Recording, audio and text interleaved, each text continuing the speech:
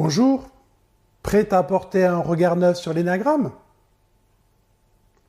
Aujourd'hui, je voudrais vous parler des confusions qu'on peut parfois faire entre un individu porteur d'une stratégie 2 et un individu porteur d'une stratégie 6. Effectivement, dans les deux cas, on peut être face à quelqu'un qui montre de la compassion, se montre amical, quelqu'un qui vous donne de l'aide, des conseils, qui semble être à votre service quelque part. Alors, comment trancher? Eh bien, la clé dans cette histoire-là, c'est que la stratégie 2, dans tout ce qu'elle fait, veut avant tout qu'on l'aime. Toute cette énergie déployée à offrir des choses aux autres, c'est une attente inconsciente, bien souvent, c'est une attente de retour, de remerciement, de feedback qui disent « on t'aime ». Dans le cadre de la stratégie 6, l'attendu, même si chaque être humain veut être aimé, l'attendu de la stratégie, c'est pas l'amour, c'est la protection. En faisant plaisir aux autres, en essayant de se montrer le plus parfait possible, en jouant le bon élève de la classe, la stratégie 6 achète de la protection.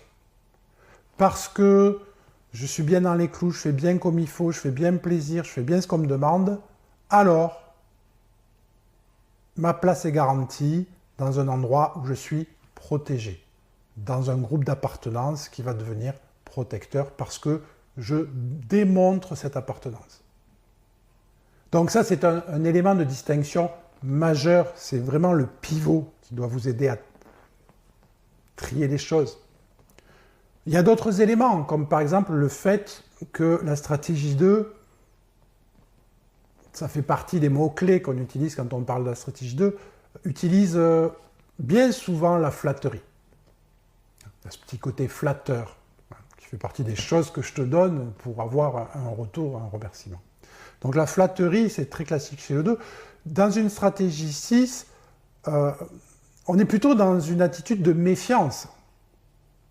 Et d'ailleurs, de réaction face aux flatteries de l'interlocuteur qui ferait du 2.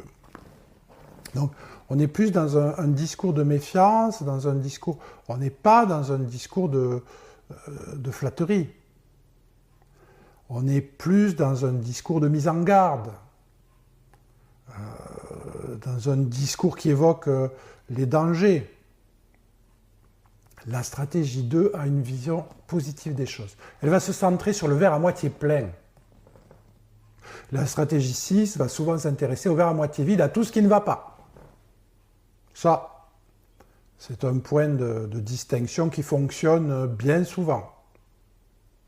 Et puis enfin, dans le cadre d'une prise de décision, c'est assez intéressant de constater que soit on a un fonctionnement qui part de l'émotion, soit qui part de la tête, du mental. Donc à un moment donné, face à une décision, un mécanisme 6 a besoin de le peser dans sa tête, d'y réfléchir, d'y revenir, de se dire oui, est-ce que j'ai pris la bonne décision? C'est dans la tête que la décision a besoin d'être validée.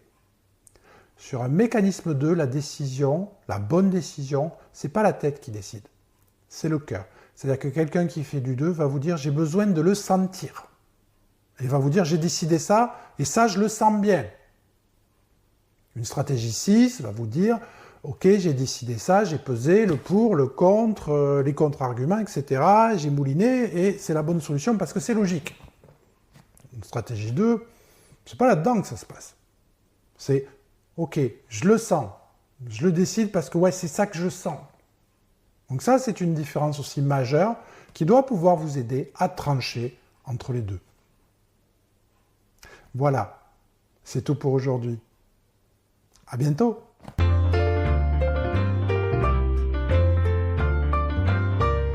Retrouvez chaque semaine le Club de l'Énéagramme sur notre site enéagrammenvolutif.com. Vous y trouverez des articles, des vidéos, des tests, un outil pour dissiper vos confusions sur les stratégies, un e-learning de découverte gratuit, des formations pour vous initier ou pour aller plus loin, jusqu'à l'utilisation de l'énéagramme en tant qu'accompagnant. Retrouvez-le aussi en vous abonnant sur nos pages de réseaux sociaux.